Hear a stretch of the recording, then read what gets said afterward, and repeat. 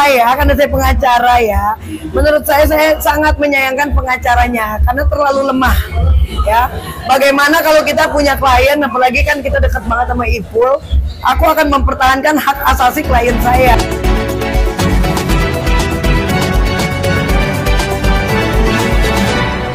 Kalau tentang Saiful Jamil sih, aku sangat sedih banget ngelihat kejadian itu karena menurut aku aparat kepolisian Indonesia itu terlalu frontal dan terlalu brutal ya. Karena untuk penangkapan itu kan seharusnya ada sprindiknya, ada surat penangkapan juga. Itu kan harus jelas dan ada SOP, tidak bisa menangkap seenaknya aja, apalagi di muka umum dengan kekerasan, bawa pistol, nodong, sampai diborgol, diseret, dipukul.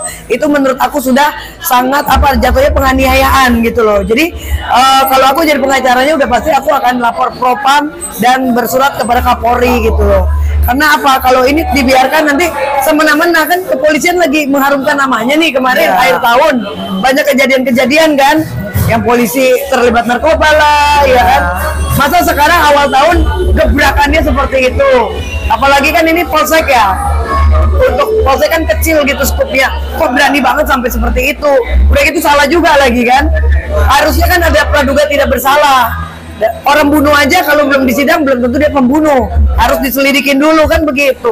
Masa ini tiba-tiba langsung oke lah asistennya positif, tapi kan Saiful Jamil ini juga sampai dianiaya, terus asistennya sampai dipukul juga. Itu menurut aku udah nggak benar gitu loh. Jadi saya sangat menyayangkan aparat kepolisian bertindak seperti itu. Kalau kamu?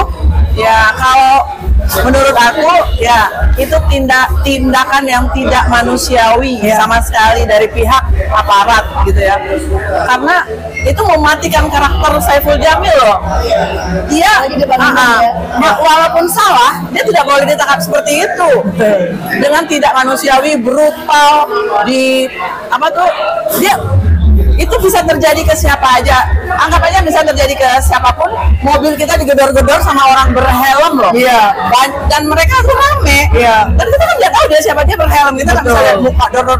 Ya kita takut. Pasti kan merasa, wah kita dirampok atau di apa. Jadi itu memang evaluasi untuk aparat kepolisian untuk berbenah. Walaupun Saiful Jamil tidak melaporkan, tapi itu tetap harus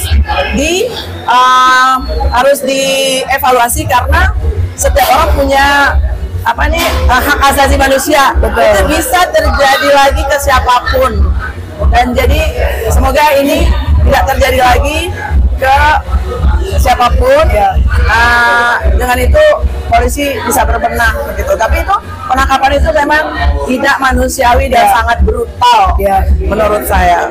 Oh Dewi? Sama sih sebenarnya, apalagi ngelihatnya cukup kasihan ya, sedih gitu loh kalau seperti itu. Ya wajar lah, mungkin Saiful beranggapan ini kayak ada perampokan. Iya. Takutnya nanti bergalah atau apa gitu. Makanya dia bertindak seperti itu, tapi kan kita juga nggak pernah tahu ya. Benar, sebenarnya jalan ceritanya seperti apa kita nggak tahu, teman. Dan di video itu juga sangat amat menyayangkan. Betul. Aku cuma bilang, Bang Ipul yang kuat ya. Semoga semua musibah ini menaikkan derajat Bang Ipul. Terus amin. Terus dibalas sama dia amin gitu. Ya betul. Ya cuma aku ngasih semangat aja karena aku nggak tahu lagi mau ngomong apa sih. Kasian banget.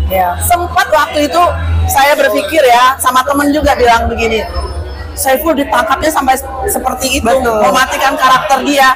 Itu kalau dia nggak kuat bisa stres loh, bisa stres dan bisa juga takutnya dia trauma selamanya gitu ya. Bahkan kita pikir itu jangan-jangan takutnya dia tuh bisa gila dia takut gitu.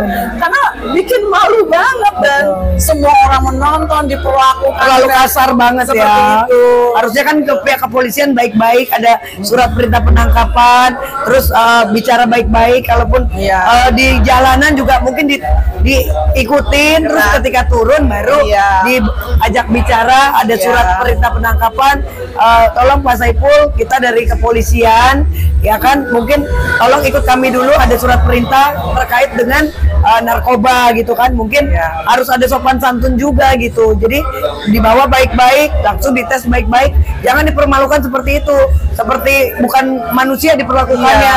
Dan ini kan melakukan kekerasan, bagaimana contoh untuk masyarakat kalau pihak kepolisian aja main pukul gitu loh. Saya sangat menyayangkan, makanya kalau saya jadi lawyernya udah pasti saya langsung bersurat ke Kapolri dan ke Propam untuk oknum tersebut dipecat. Aku sih ya, kalau soal pengacaranya ya aku nggak bisa komen karena setiap orang kan memilih ya, mungkin dia lebih memilih jalan damai atau gimana gitu. Kita kalau yang lain-lain nggak tahu dia gimana. Oke, kalau saya karena saya pengacara ya, menurut saya sangat menyayangkan pengacaranya karena terlalu lemah. Ya, bagaimana kalau kita punya klien, apalagi kan kita dekat banget sama Ipul, aku akan mempertahankan hak asasi klien saya. Bayangkan klien saya udah dipukul sama oknum, diborgol, diseret, dipermalukan di muka umum. Itu seperti apa pertanggungjawabannya? Kita seharusnya sebagai pengacara itu langsung bisa melaporkan balik pihak kepolisian gitu loh. Ya kan, karena di atas polisi juga masih ada Propam. Kita harus bersurat ke Propam dan kita harus melakukan pengaduan ya kan, bersurat ke sana meminta pertanggungjawaban dari pihak aparat dengan atas insiden tersebut gitu. Jadi jangan malah lemah, ya udah kita memaafkan ini itu. Kayaknya nggak asik banget ya sebagai pengacara, kan kita harus pintar memanfaatkan situasi, apalagi ini sudah dipukulin, sudah dianiaya. Itu bagaimana kalau terjadi dengan keluarga kita gitu loh. Harusnya pengacaranya lebih gesit, lebih vokal lagi untuk mempertahankan hak asasi kliennya. Jadi kalau pengacaranya lemah, bagaimana? Bagaimana kalau kita ganti aja pengacaranya? Iya, bagaimana saya aja pengacaranya aja. Biar saya aja yang bersurat langsung kepada Kapolri. Saya urus semuanya klien. Gitu loh. Hakim aja bisa dipecat. Kemarin aku juga di Mahkamah Konstitusi. Iya, aku juga sidang kemarin di Mahkamah Konstitusi mewakili sampai ada salah satu hakim dipecat gitu loh. Apalagi pihak aparat kepolisian. Iya, jadi kita harus pengacara tuh jam terbangnya harus tinggi. Baru kepolisian, hakim aja yang hebat aja di Mahkamah Konstitusi bisa kita adukan gitu kan, dan akhirnya dipecat kemarin itu. Sempat pecah kan beritanya. Jadi menurut saya jam terbang pengacaranya masih kurang hebat.